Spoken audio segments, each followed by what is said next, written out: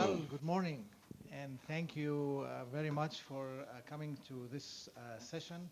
And we are for a treat today with Dr. Ryan McDaniel. And my name is Wafiq Wawi. I'm a professor of construction, buildings, and technology in the School of Technology. And we have fun things if you like to visit in Clem Hall. Just come and see what we do in technology. But here we are for the futuristic look through ancient lenses. We want to see where our feet are, looking to the future, so we can walk well and do good by using ancient lenses. Last year we went as far back as Egypt, and no bias here. I'm originally from Egypt, but it's ancient anyway. And this year, the natural progression was to go to Greece and see what they had to do, or what they did actually, what affects us until today. We had, I hope you got a copy of this. If not, we have several copies.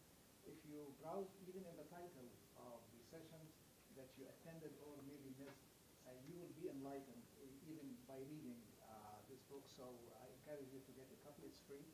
So you can take a copy and take a copy for a friend if you like.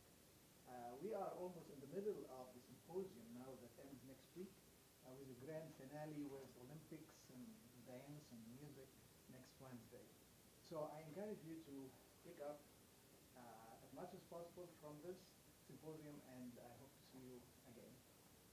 Today we have a theologian, professor, scholar, historian, and what else? I mean, he has been blessed with lots of facets in our academic life and in life in general, and he was kind enough to share with us part of this today. So please join me in welcoming Ryan McDaniel.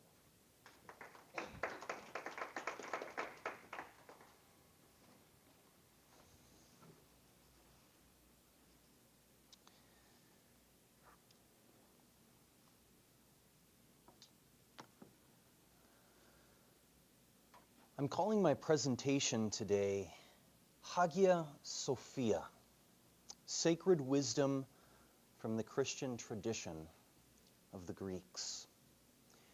Hagia Sophia is itself Greek. It's Greek for sacred wisdom or holy wisdom, either way. Now, I took some of my inspiration in naming this presentation Hagia Sophia from this church. This church is located in what is now Istanbul, Turkey. More anciently, or perhaps more anciently, the city was known as Byzantium, later named the city of New Rome, also named after Constantine the Great. And so the city was named Constantinople, New Rome. This church was built in the 6th century. And for about 1,000 years, it remained the largest church in the entire world. Justinian, when he was the emperor at the time, when he completed the building, he was reported to have said, "Solomon, Solomon, I have outdone thee." Wasn't proud of his work at all. Just to give you a sense of the size of this church, I also went ahead and added a picture of the interior, taken as it looks today. It's now a museum. Some of the large medallions with Arabic, those were placed on the interior when this building was converted for a time into a mosque. But for about 1,000 years, this was the largest church in the world. Not outdone until St. Peter's in Old Rome was built in the 16th century. And so I decided, in talking about the Christian tradition of the Greeks, it would be a fun play on words to talk about Hagia Sophia, sacred wisdom, taking my inspiration from this church at the center of the Christians' world in the East. So thought it might be fun to start my presentation by asking this famous question, asked by Tertullian of Carthage, writing in the 3rd century AD. What has Athens to do with Jerusalem? For Wafik and others who remember my presentation last year at the Symposium on Egypt, I sort of anchored my presentation with the refrain from the Bible, "Out of Egypt I have called my son." I'm anchoring my presentation today with the question from Tertullian, what has Athens to do with Jerusalem? And so I offered pictures here of, in Athens, of course, the Acropolis with the famous temple of the Parthenon there in the upper right-hand corner, and then a reconstruction of what it's imagined the temple in Jerusalem looked like. So what do these two worlds have to do with one another? The Greek world and the Hebrew world. The world perhaps centered intellectually and spiritually on Athens, the world centered intellectually, spiritually on Jerusalem. Well, in starting out here, I thought I might ask the question, it's Greek to you? No problem. We've got this. It's under control. Sophia, a Greek word, it means wisdom. Whether you realize it or not, you've encountered the Greek word Sophia in the word philosophy. Philosophy coming from two Greek words, philo meaning love, and Sophia meaning wisdom. So philosophy simply meaning the love of wisdom. Hagia, this is our Greek word, it's for holy. If you have ever wondered, holy, sacred, these seem to mean the same things. Well, we get the word sacred from the Latin. The Latin is sacra. This is where we get the word sacred. So whether we're talking about holy wisdom or sacred wisdom, these are really used interchangeably. Usually the Church of Hagia Sophia is called Holy Wisdom, or the Church of the Holy Wisdom. I thought it might be fun to sort of make it sound a little different, a little more intriguing by saying instead of holy wisdom, sacred wisdom. But it's not without significance that, like I said, the largest church in the entire Christian world was called the Church of the Holy Wisdom. So this is where it comes from. But what do these have to do with one another? Greek philosophy, sacred wisdom? Is this Christianity? Well, hopefully by the end of the presentation today, you'll have a sense of what these have to do with one another. First, I want to start off by giving you the entire context of that quote from Tertullian of Carthage in the 3rd century. This is the larger context for where that question comes from. Tertullian writes, "For philosophy is the material of the world's wisdom, the rash interpreter of the nature and dispensation of God. Indeed, heresies are themselves instigated by philosophy. What indeed has Athens to do with Jerusalem? What has the academy to do with the church? What have heretics to do with Christians? Our instruction comes from the porch of Solomon, who had himself taught that the Lord should be sought in simplicity of heart. Away with all attempts to produce a Stoic, Platonic, and dialectic Christianity. We want no curious disputation after possessing Christ Jesus, no inquiry after receiving the gospel." So this question is actually drawn from a statement that he makes where he seems to be very hostile to this idea that philosophy has anything to do with Christianity. What has Athens to do with Jerusalem? This question sort of means, what does philosophy have to do with the sacred tradition of Jerusalem? Well, what doesn't come through in this quote is that Tertullian himself was very well studied in philosophy. He studied the Platonic tradition. He himself studied Stoic philosophy. By the way, when it's talking about our instruction comes from the porch of Solomon, that word porch is the Greek word stoa. That's where we get the word stoic, because the Stoics would receive their instruction from the stoa, from the porch. So he's saying, we're not Stoics. We're not receiving our wisdom from the porch or the stoa of the Stoics, but rather from the stoa or the porch of Solomon.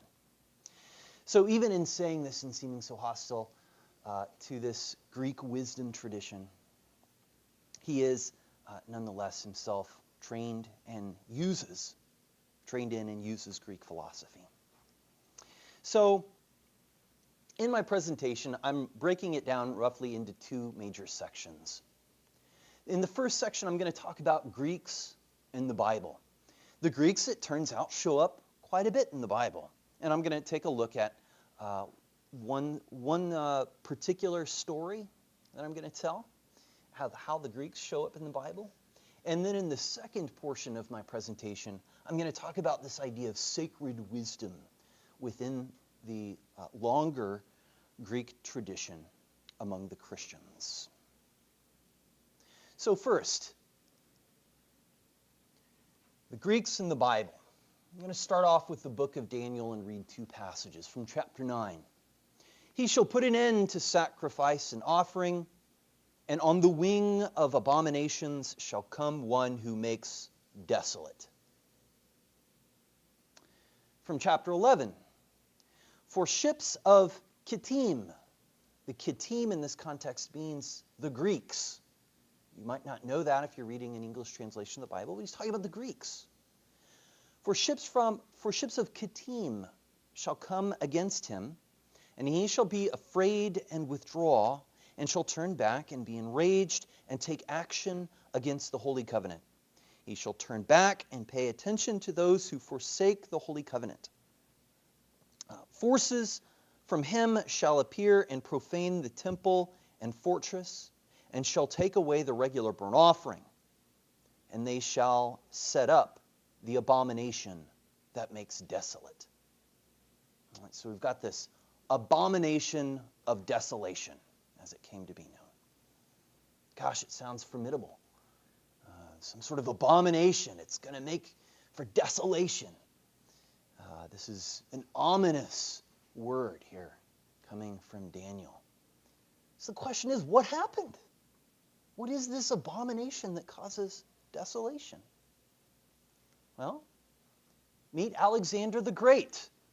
Right? It's hard to find a more classic sort of icon of that ancient Greek civilization than Alexander the Great. 4th century BC. Alexander goes out on his campaign to conquer what to him was the known world. And he sets up a massive empire encompassing what was known then as the land of Israel. And so this comes under the control of Alexander the Great. And his successors then are in control of the land of Israel. One of his successors was named Antiochus Epiphanes IV.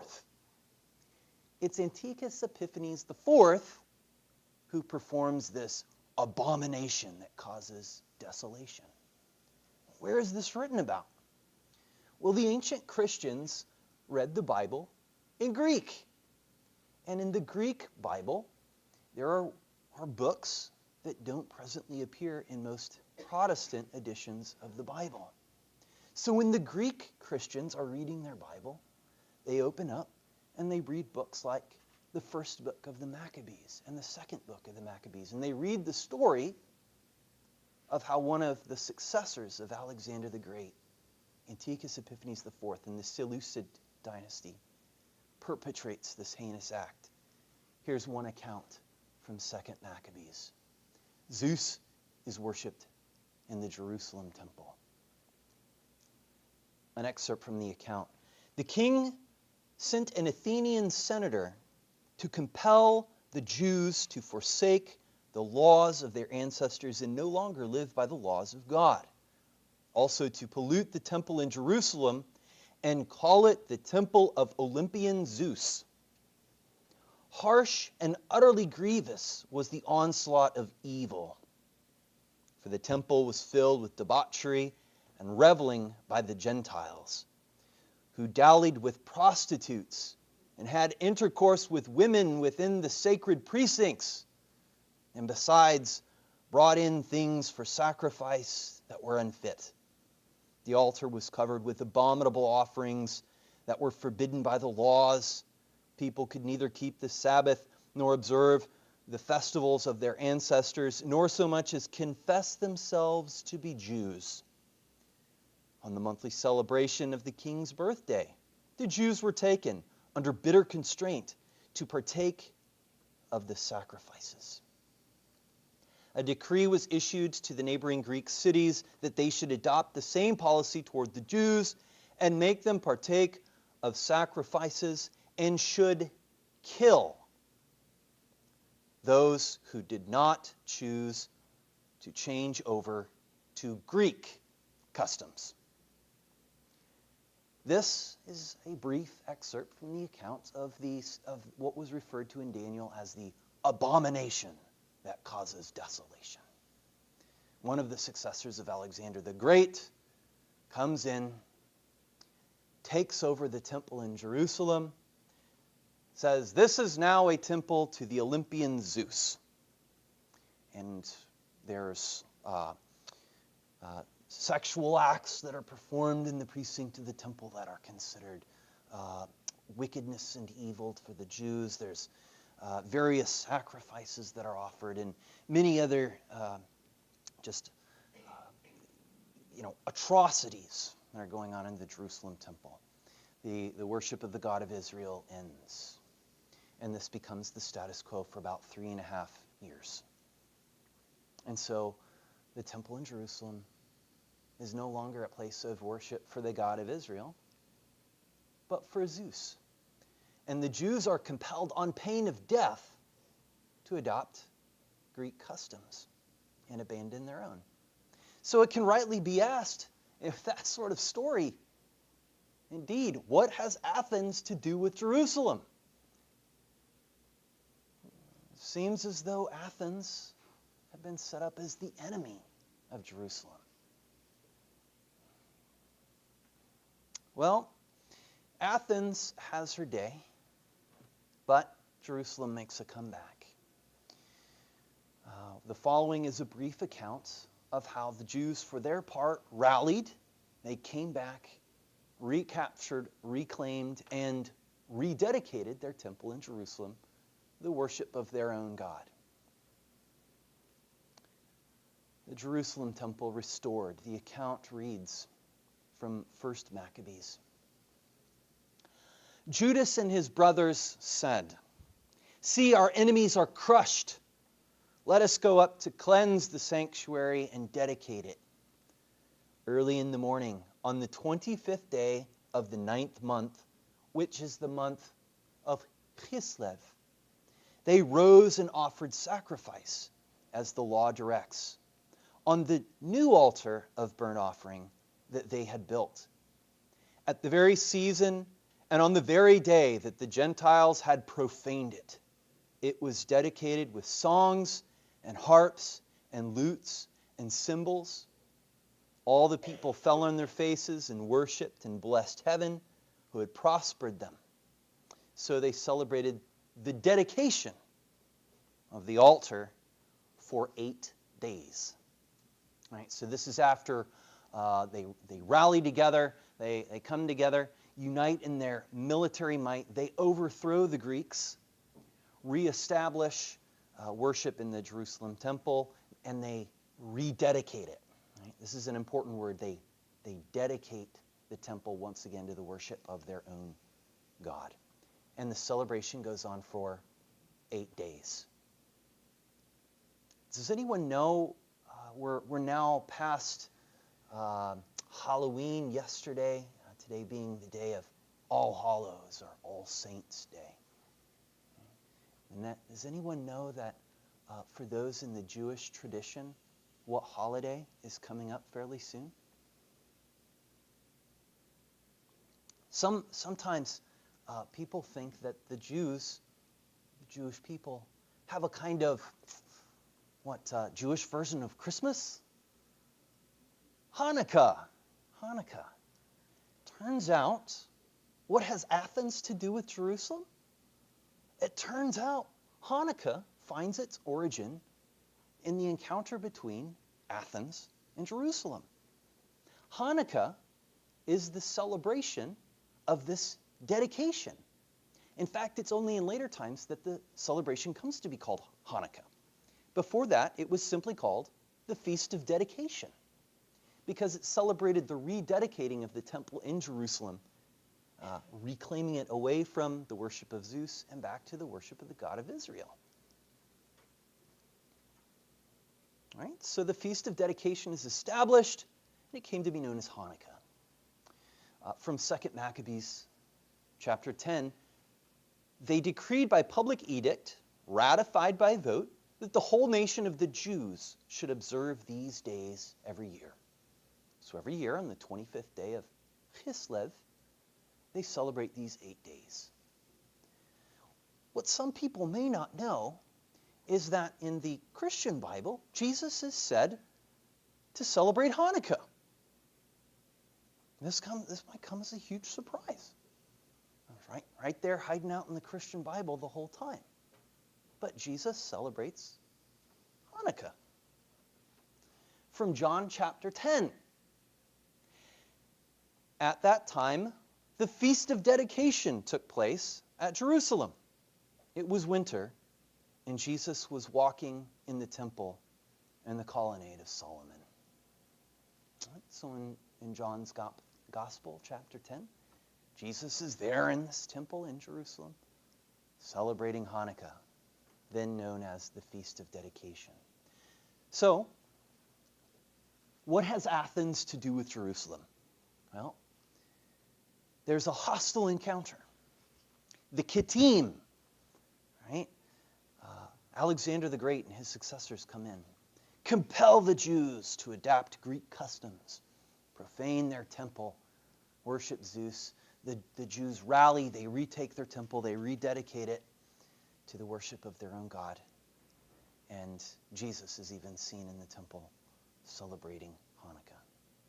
So at first the encounter does seem hostile, as Tertullian would portray it. So this is the story of Hanukkah. There's one more passage in the Bible where the Bible and the Greeks are coming together that I wanted to share with you, and that's Paul at Athens. Paul at Athens, from Acts 17. Now, while Paul was waiting for them in Athens, his spirit was provoked within him as he saw that the city was full of idols. So he reasoned in the synagogue with the Jews and the devout persons, and in the marketplace every day with those who happened to be there. Some of the Epicurean and Stoic philosophers also conversed with him. So these are two famous schools of Greek philosophers, the Epicureans and the Stoics. And so we have this account of Paul. He's in Athens. He's in the agora or agora. He's in the marketplace. He's having these conversations, these philosophical discussions. He's talking to Epicureans. He's talking to Stoics. And he's having this intellectual exchange with philosophers of the various Greek traditions. The account goes on. So Paul, standing in the midst of the Areopagus, said, "Men of Athens, I perceive that in every way you are very religious. For as I passed along and observed the objects of your worship, I found also an altar with this inscription, to the unknown God. What therefore you worship is unknown, this I proclaim to you. The God who made the world and everything in it, being Lord of heaven and earth, does not live in temples made by man, nor is he served by human hands, as though he needed anything, since he himself gives to all mankind life and breath and everything. And he made from one man every nation of mankind to live on all the face of the earth, having determined allotted periods and the boundaries of their dwelling place. so that they should seek God and perhaps feel their way toward him and find him. Yet he is actually not far from each one of us, for in him we live and move and have our being. As even some of your own poets have said, for we are indeed his offspring. So Paul is recognizing that even among the Greeks, among the Greek tradition, he's talking to Epicureans and Stoics and other philosophers in Athens. He's recognizing that the Greeks are trying to feel their way along, trying to find and discover who God is. He discovers the Greeks to be a very religious people, but he sees that there's a multiplicity of gods, but he sort of points to this one altar that he finds there in Athens that says to the unknown God. He's saying, I'm here to proclaim this is the God that's yet unknown. And I'm here to proclaim and make known this God. His two quotes are drawn from non-Christian, non-Jewish Greek poets. The first source was probably associated with a figure known as Epimenides of Crete, dating almost an ancient mythic legend to the 7th or 6th century BC. And Paul is quoting from his poetry. The second quote, for we are indeed his offspring, he's quoting from Aratus's poem Phenomena, dating from the 3rd century BC. So Paul is quoting from these two ancient Greek poets. And so we start to see already in the book of Acts, Paul, as he's going and making his proclamation to the Greeks in Athens, he's beginning to show that he's reading the Greeks. He's quoting them in support of his own ideas, saying these two are not hostile to each other. There's a kind of agreement here. There's a common ground. What has Athens to do with Jerusalem? He's saying, well, Athens is religious. They have this altar to the unknown God. They have ancient poets that for centuries have said things about God that he says, I can affirm as well. So we begin to get the first hint that maybe not all encounter between Greeks and Jews, not all encounters between Athens and Jerusalem are hostile. So what has Athens to do with Jerusalem? Perhaps a little something. So I'm now moving on from Greeks and the Bible to the second main area of my presentation. Hagia Sophia in the Christian tradition of the Greeks. Greek philosophy, sacred wisdom, Christianity, do these things have anything to do with each other? Well, in this next portion of my presentation, I'm going to anchor in to a personal account of an ancient Christian. He's writing in the 2nd century AD, so the 100s AD. The close of the writing of the New Testament takes place in, for the most part, in the 1st century. Right? So this Christian writer is writing at the time when Christianity is still just getting started. And he's going to give us his personal account of his own experience. And I'm going to draw from this personal account of his some main points that I want to bring out for us in answering the question, what has Athens to do with Jerusalem? I want us to be able to see that there was actually quite a bit of common ground beyond what Paul was pointing out briefly there in that conversation in Athens. There's actually quite a bit. And as we'll see, the Greek Christian tradition is going to adapt and incorporate much of the Greek philosophical tradition and come up with a distinctive Greek Christian tradition that is indeed rightly called Hagia Sophia, or sacred wisdom. I'll be sharing with you an account from a man known as Saint Justin Martyr. He's also called the philosopher. A martyr because he was killed for his faith, much as those Jews were put to death by the Greeks for their faithfulness to their belief in God, Justin, the philosopher who would become a Christian, was also put to death for his belief in God. So writing in the 2nd century AD, again the 100s, very early, from his own account, I will tell you what seems to me. For philosophy is, in fact, the greatest possession and most honorable before God, to whom it leads us and alone commends us.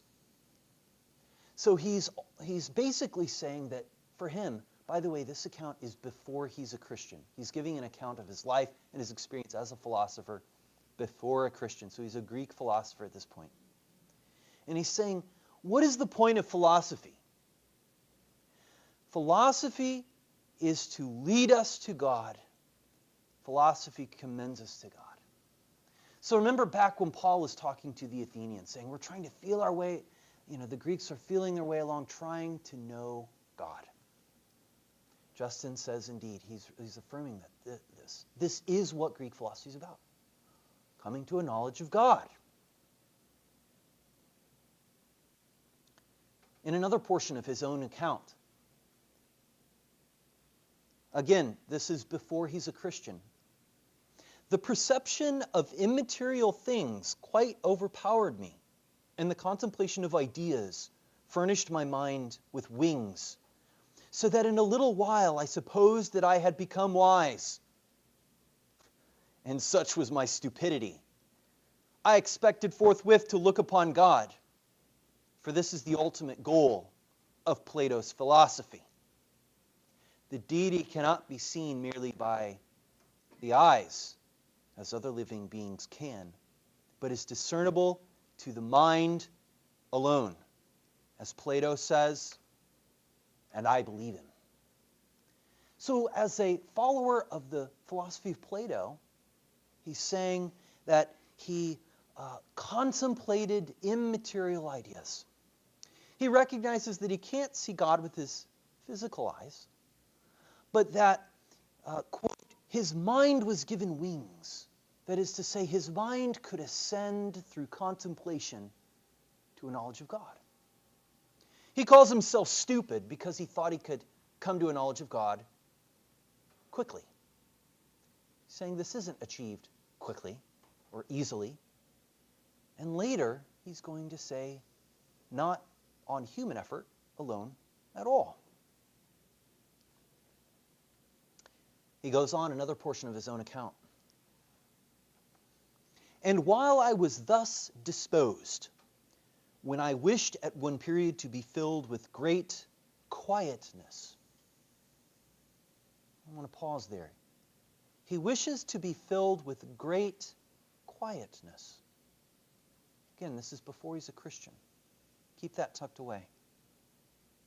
And so to shun the path of men, I used to go into a certain field not far from the sea. And so he's off, not too far from the sea, in a quiet, lonely place, away from the affairs of the world. And he says, I delight in such walks.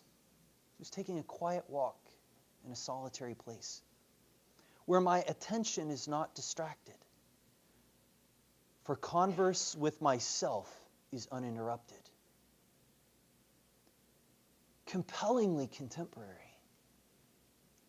For those who enjoy quiet walks alone in the setting of beauty and nature, where you can hear your own mind, you can hear your own thoughts.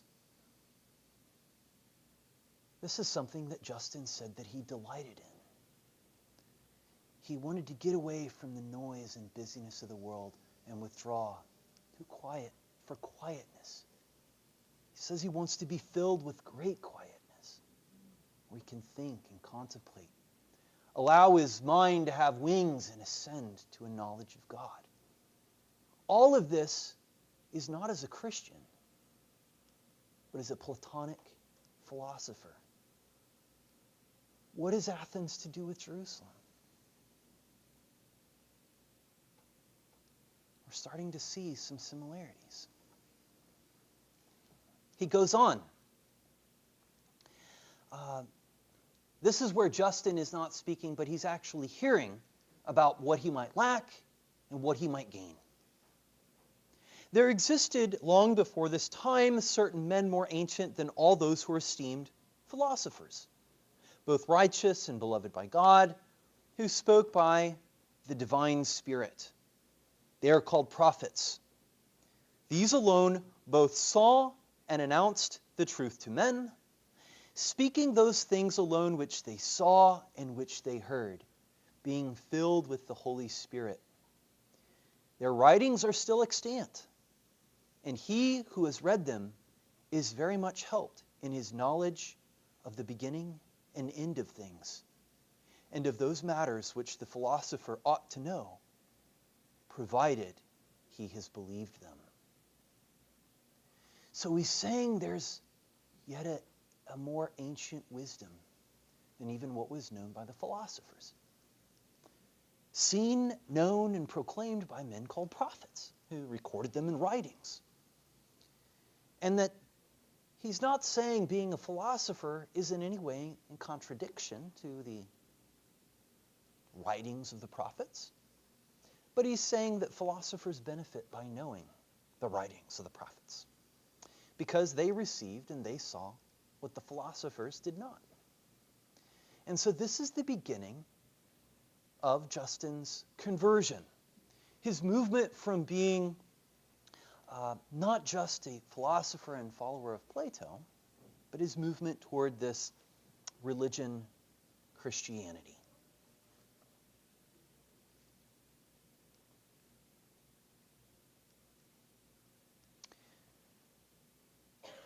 In his conversation with this man who's sharing with him this word about the prophets, this man says to him, "But pray that, above all things," the poetic beauty of this passage is remarkable. "Pray that above all things, the gates of light may be opened to you. For these things cannot be perceived or understood by all, but only by the man to whom God and his Christ have imparted wisdom." So the gates of light are opened. But the gates of light being opened is a gift from God, not something that the philosopher can attain to on his own. Justin goes on giving this account of his own experience. He says, "A flame was kindled in my soul, and a love of the prophets and of those men who are friends of Christ possessed me. And whilst revolving his words in my mind, I found this philosophy alone to be safe and profitable. Thus and for this reason, I am a philosopher." So I want to point something out here. Justin is saying, I am a philosopher. He's saying this as a Christian. He's not placing Greek philosophy and this word from the prophets, right? Christianity, he's not placing them in odds with one another. He's not placing them in hostility one with the other. But rather he's saying something was added to his previous life and understanding as a philosopher. He's saying that he had a kind of flame kindled in his soul, and the gates of light were opened. But this wasn't something that he achieved on his own. Rather, it came to him as a gift.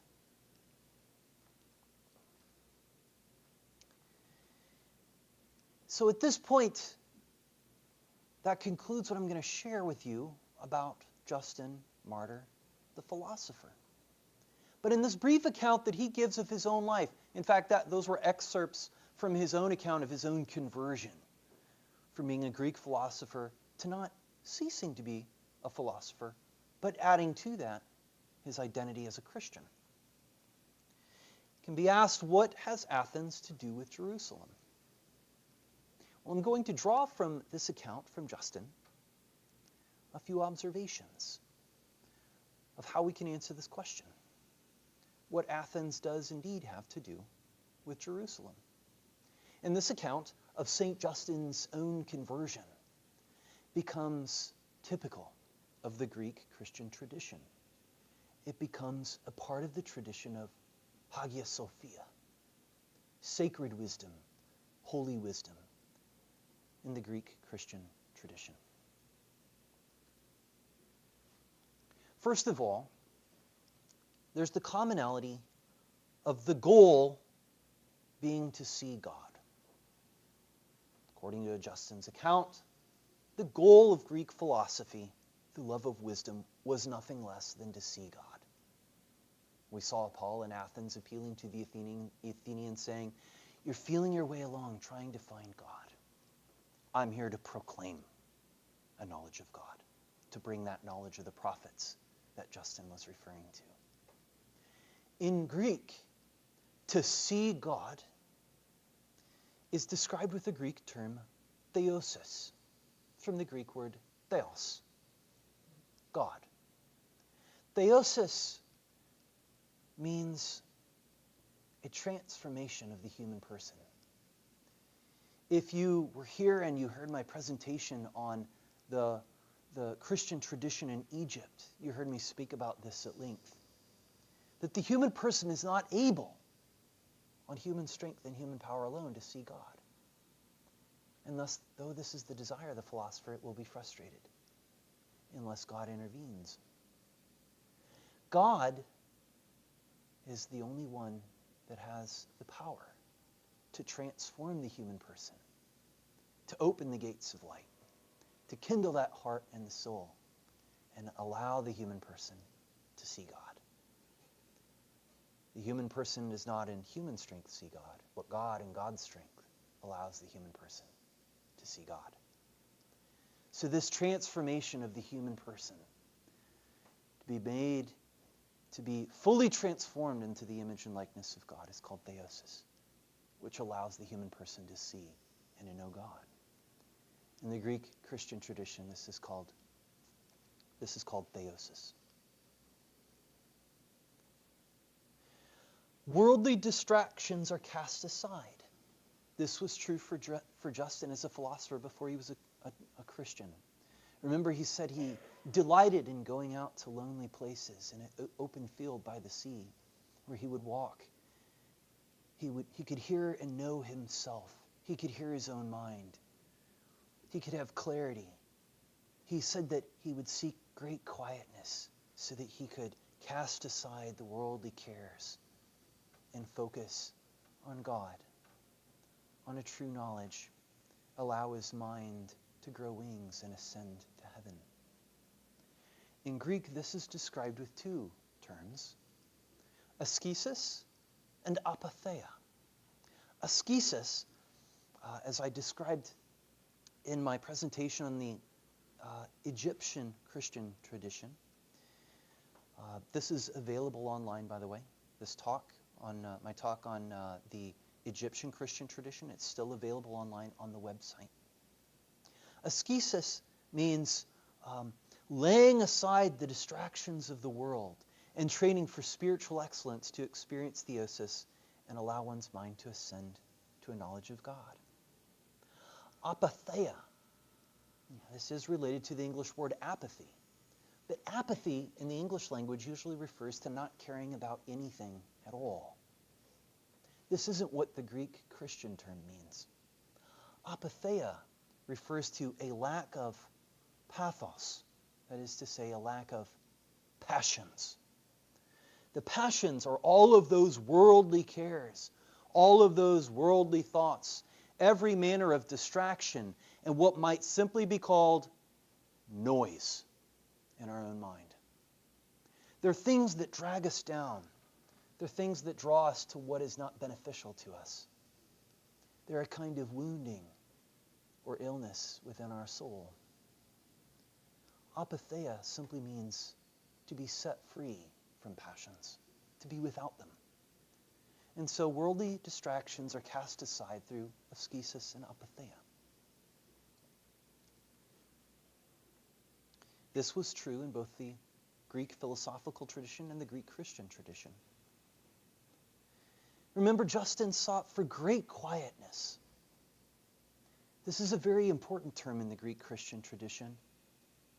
Hesychia, or hesychia. Hesychia simply, it's translated as stillness or quietness. It's only in the context of stillness and quietness, metaphorically speaking, out in that open, lonely field by the sea, where we can be free from worldly distractions, our mind can be calm and quiet. And in that context, to experience apatheia, to be free from the passions and the noises and the distractions and the woundings that weight us down and pull us down, setting our mind free, to be given wings to ascend. Hesychia is a very important term in the Greek Christian tradition, sometimes being used to describe the entirety of the Greek Christian spiritual tradition in a very holistic way. Quietness or stillness itself is said to be an epitome or description of the Greek Christian spiritual enterprise. To gain stillness and quietness, and there to allow one's mind to ascend to a knowledge of God, to be able to see God and know God. Just as the Greek philosophers desired, the same goal was held by Christians.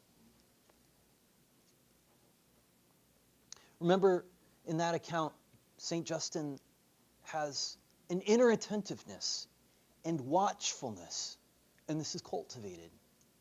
He wanted to be able to hear his own mind, hear his own thoughts, and to know himself. In Greek, there's a term, nepsis. Nepsis. It's usually translated watchfulness. This is the cultivation of inner awareness, to be aware of oneself, to know one's own mind, to know one's own thoughts, to be aware when the passions enter in and distract and drag us down, to know ourselves well enough to know when we need to seek further help and further healing for our soul, to know when the shackles are holding us down so that the wings provided our mind to ascend are ineffectual because we have any number of passions or cares of the world that's holding us down. It's being self-reflective and knowing one's own mind, being watchful over oneself is the Greek Christian tradition of nepsis. St. Justin also talked about contemplation and how contemplation gives the mind wings. In Greek, we have two Greek terms, theologia. Theologia means the direct knowledge of God, revealed to the human mind, revealed within the human heart.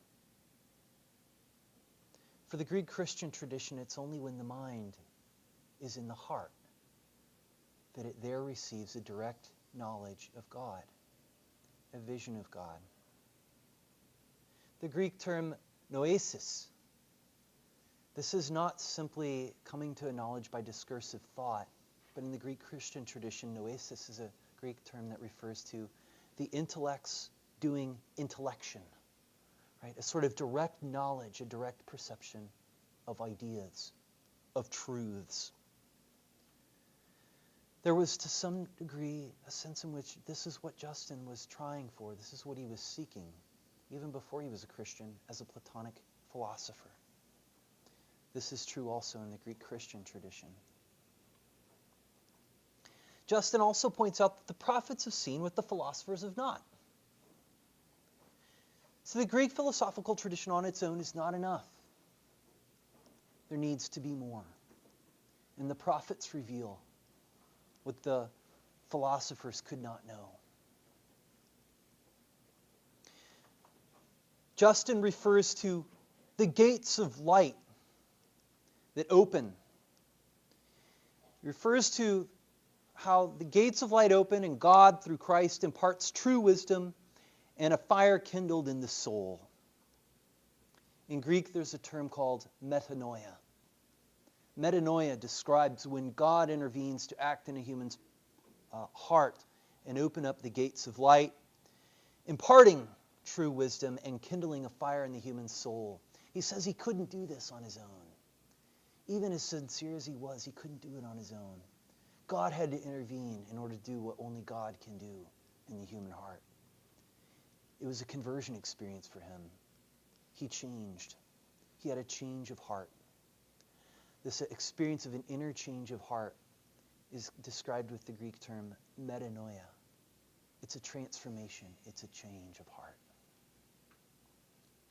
And so, with these points, I'm drawing connections in answer to the question, what has Athens to do with Jerusalem? I'm drawing these from this very brief account of Justin in describing himself as a Greek philosopher and then describing his conversion experience to being a Christian. And these points sustain this notion of Hagia Sophia, a Greek Christian tradition. Seeking stillness, giving one's mind wings, ascending to a knowledge of God, healing the soul, having the gates of light opened, having God through Christ impart wisdom and kindling a fire in the soul, opening up a vision to see God. Justin's experience was that in Christianity, he experienced what he longed for as a philosopher. The goals weren't the same. He just felt as though the prophets saw what the philosophers couldn't, and that he experienced what he couldn't quite reach as a Greek philosopher.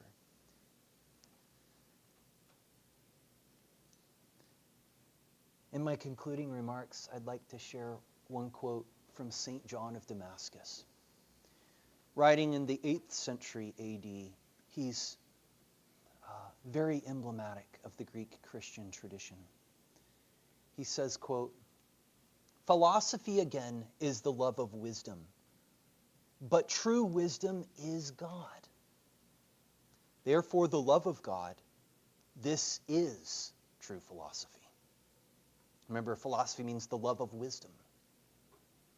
Well, if wisdom is God, then the love of wisdom is the love of God. So the true philosopher, if one loves wisdom, then what they love is God. Remember, this was true of the Greek philosophical tradition, and this is incorporated, adapted, and brought into the Greek Christian tradition as well. It becomes characteristic of the entire Christian tradition. The goal is to see and to know God, and a recognition that the only way that that happens is when God does what only God can do in light of the inadequacies and weaknesses of the human experience. I hope I've helped shed some light on this question, what has Athens to do with Jerusalem? In my presentation, I've offered you two major areas of exploration. I addressed the Greeks and the Bible. I gave you some insights on the origin of Hanukkah, right, as it's coming about. So this season, as you see with the Jewish celebrations of Hanukkah, now you'll know. Hanukkah has something to do with how the Greeks and the Hebrews interacted. There was a degree of hostility. It was unfortunate. Hanukkah celebrates not being defeated by the Greeks, but triumphing over the Greeks and a restoration of their true worship. In the second part of my presentation, I discussed sacred wisdom, or Hagia Sophia, how later the Greek Christian tradition was not marked necessarily by hostility with Greek philosophy, in spite of Tertullian's remarks, but rather we can see that what has Athens to do with Jerusalem? Well, it turns out quite a bit. Quite a bit. I gave some common themes that I drew from the account of Justin Martyr and his own personal experience. So this Hanukkah season, you can think about how Jesus himself walked in the precincts of the temple court in Jerusalem. Apparently they're celebrating Hanukkah, the Feast of Dedication.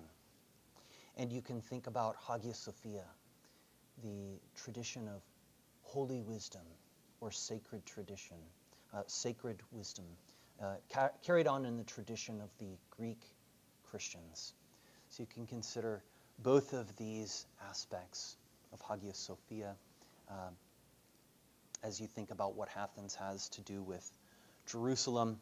And it's with that that I would like to conclude my presentation, Hagia Sophia, Sacred Wisdom from the Christian Tradition of the Greeks. Thank you.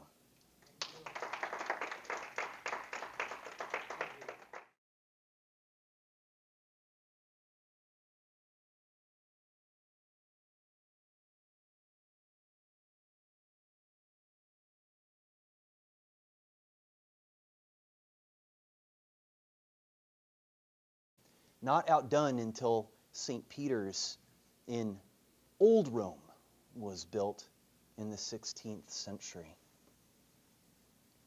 And so I decided, in talking about the Christian tradition of the Greeks, it would be a fun play on words to talk about Hagia Sophia, sacred wisdom, taking my inspiration from this church at the center of the Christians' world in the East.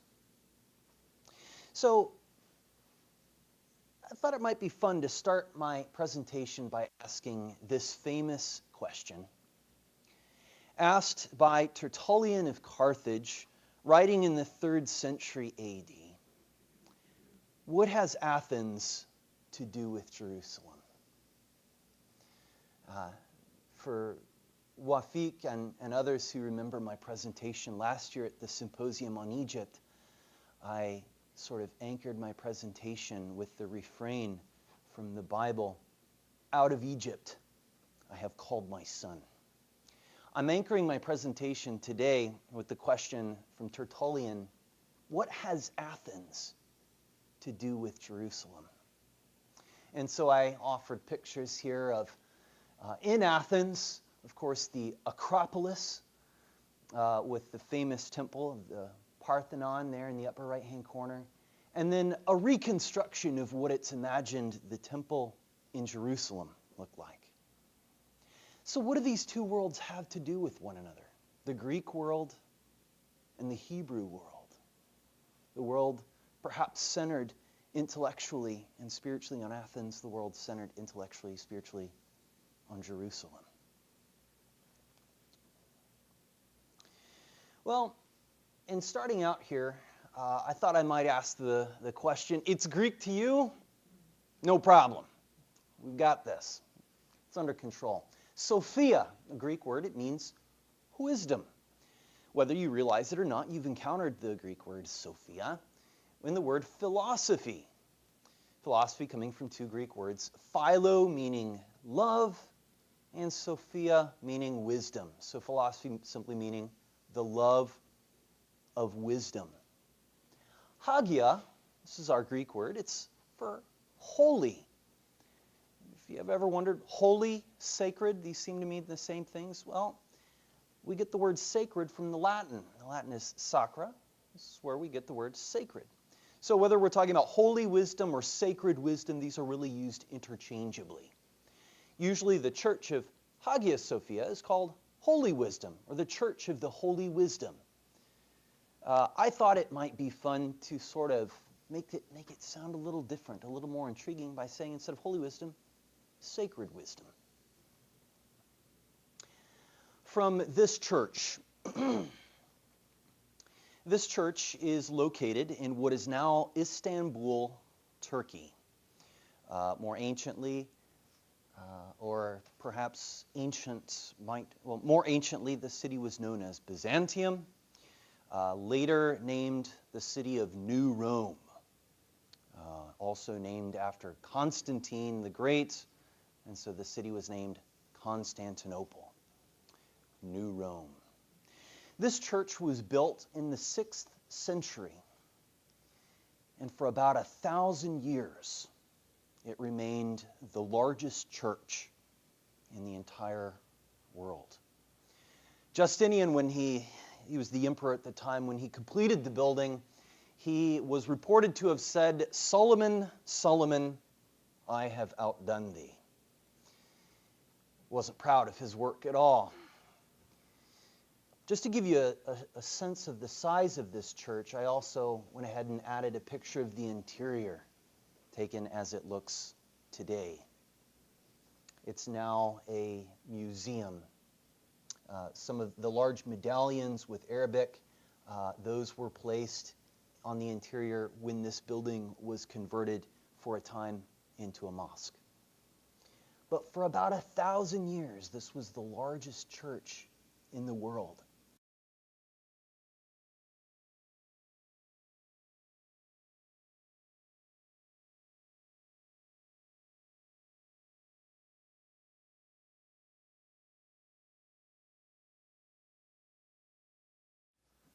Well, good morning, and thank you very much for coming to this session. And we are for a treat today with Dr. Ryan McDaniel. And my name is Wafiq Wawi. I'm a professor of construction, buildings, and technology in the School of Technology. And we have fun things if you like to visit in Clem Hall. Just come and see what we do in technology. But here we are for the futuristic look through ancient lenses. We want to see where our feet are, looking to the future, so we can walk well and do good by using ancient lenses. Last year we went as far back as Egypt, and no bias here, I'm originally from Egypt, but it's ancient anyway. And this year the natural progression was to go to Greece and see what they had to do, or what they did actually, what affects us until today. We had, I hope you got a copy of this. If not, we have several copies. If you browse even in the title of the sessions that you attended or maybe missed, you will be enlightened even by reading this book. So I encourage you to get a copy. It's free. So you can take a copy and take a copy for a friend if you like. We are almost in the middle of the symposium now that ends next week with a grand finale with Olympics and dance and music next Wednesday. So I encourage you to pick up as much as possible from this symposium, and I hope to see you again. Today we have a theologian, professor, scholar, historian, and what else? I mean, he has been blessed with lots of facets in our academic life and in life in general, and he was kind enough to share with us part of this today. So please join me in welcoming Ryan McDaniel.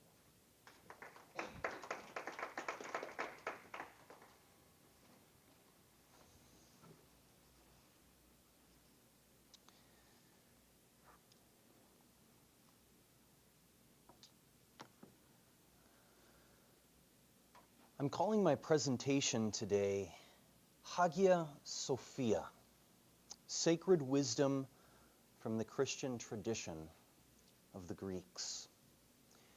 Hagia Sophia is itself Greek. It's Greek for sacred wisdom or holy wisdom, either way. Now, I took some of my inspiration in naming this presentation Hagia Sophia